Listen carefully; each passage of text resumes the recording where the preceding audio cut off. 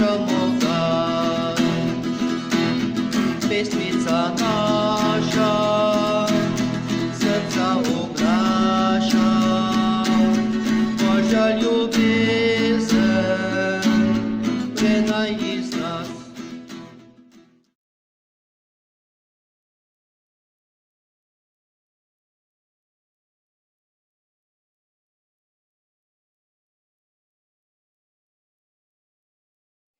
Hallo, dober dan. Tukaj je David in David je birmanec, ki se pripravlja na sveto birmo in nam bo danes tudi bral današnjo pripoved. In preden začnemo, lepo je, da se pokrižamo in molimo eno zdravo Marijo. V imenu Očeta in Sina in Svetega Duha. Amen. Zdrava Marija, milosti polna, Gospod je s teboj, blagoslovljena si med ženami in blagoslovljen je sad tvojega telesa, Jezus. Sveta Marija, Mati Božja, prosi za nas grešnike, zdaj in ob naši smrtni uri. Amen. Slava Očetu in Sinu in Svetemu Duhu, kako je bilo v začetku, tako zdaj, vselej, v vekomaj. Amen. V imenu Očeta in Sina in Svetega Duha. Amen. To je že 22. dan naših šmarnic. In današnji naslov ima: Svetnik je lahko celo zabit. Včeraj pa, kaj smo slišali? Kaj je bilo? O kom smo slišali? Kakšen poklic je opravljala? Slišali smo o Marijeti Dej. Bila je šivilja. In po njej vidimo, da ni pomemben ali pa ni pomembno, kakšen poklic opravljamo. Pomembno je, da to opravljamo iz srca in z ljubeznijo. Naša sveta Marijeta je bila tudi tako dobrega srca, da je znala pomagati tudi vsem, ki so okrog njej. In kaj je naredila pomembnega tako? Pomagala je bratu skrbeti za njegove otroke. Skrbela je za otroke svojega brata. Jih je imela rada in so jo tudi imeli radi. Kaj je pa še delala? Pomagala je v župniji. Koliko od nas pomaga doma ali po župniji? Naša Marijeta je za vsakega od nas zgled. Ona se ni poročila, pa je znala biti dobra mati. Svetniki so tisti, ki znajo biti dobri. Danes pa poslušamo našega birmanca Davida, ki nam bo bral, da svetnik je lahko celo zabit.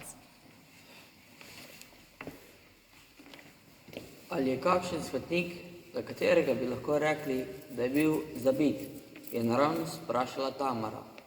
Kako to misliš, se je začudil Serafinček.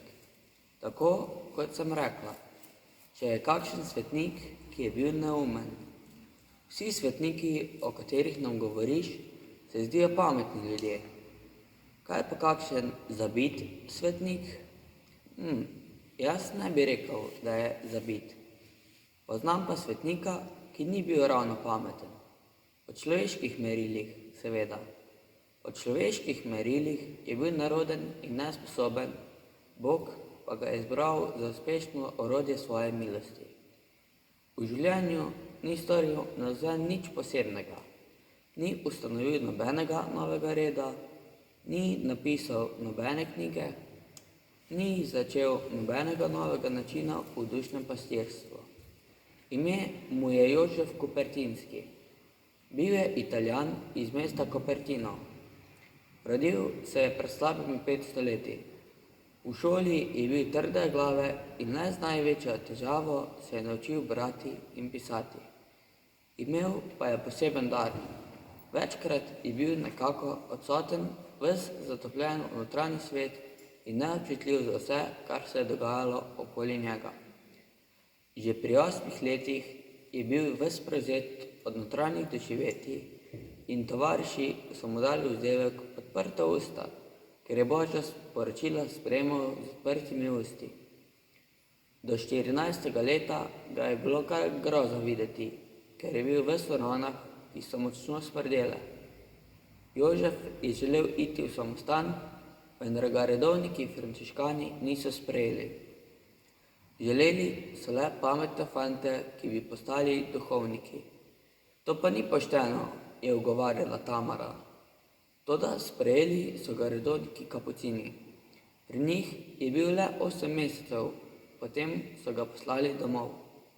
Bil je tako neroden, da je v kuhinji razbil vse, kar je prijel v roke. Za kazen so mu na obleko obešali črepinje razbite posode. Vrnil se je domov in mama je šla prositi redovnike minorite, naj njenega sina vzamejo vsaj za hlapca. Ti so ga sprejeli. Ker je milo prosil, so mu dovolili, da bi se naučil za izpit pri škofu in bi postal duhovnik.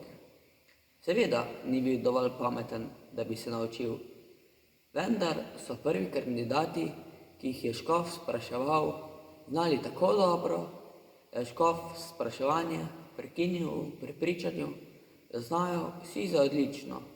No, tako je postal duhovnik. To je imel srečo, je skriknila Manca. Pogosto je bil zamaknjen, kot se reče. Čutil je tako močno navzočnost Boga, da je bil povsem pri miru in neobčutljiv za zunanji svet. Ko je maševal, je v trenutku, ko je Jezus prišel na oltar, preprosto lebdel nad tlemi. To je bilo tako močno doživetje, da je maša včasih trajala tudi po 5 ur. Neverjetno, se je čudil Peter. Glas o tem je v samostan privabil preprosto ljudi in plemiče, da bi videli nenavadnega redovnika in govorili z njim, so mu priporočili v molitev ali odnesli od njega kakšen spomin. Imel je tudi dar, da je videl nadaljavo. Tako je na primer vedel za papeževo smrt, preden se je o tem izvedelo. Kdor se je srečal z njim, je moral računati s tem, da mu bo videl v dno srca in bo preiskal vest. Neprijetno, je dodal Peter. Ta njegova slava je povzročala predstojnikom veliko skrbi. Prestavljali so ga iz samostana v samostan, ker so ljudje neprestano hodili trkati na vrata, da bi videli tega svetega brata. Ni jim preostalo drugega, morali so ga skrivati. Da je res nenavaden svetnik, se je čudila Tamara. Naša naloga je, da pripravi prijetno presenečenje za starše. Dobro, hvala lepa za lepo branje. Otroci, kdo je bil ta človek, kakšen je bil? A je bil tako pameten? Niti ne. Niti ne.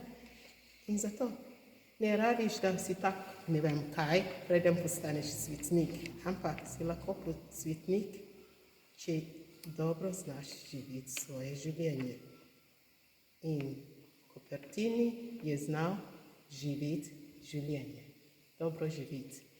Zdaj pa bomo še zaključili z molitvijo, ki jo v tem času se molimo tudi, to je Marijino molitev, na mesto angelovega čiščenja se moli ta molitev. Raduj se, kraljica nebeška, aleluja. Zakaj on, ki si ga bila vredna nositi, aleluja, je vstal, kako je rekel, aleluja. Prosi za nas Boga, aleluja. Raduj se, Devica Maria, aleluia, că je Gospod ustal, aleluja. Molimo, vsemogočni Bog, z ustajenjem svojega Sina Jezusa Kristusa se razveselil človeštvo.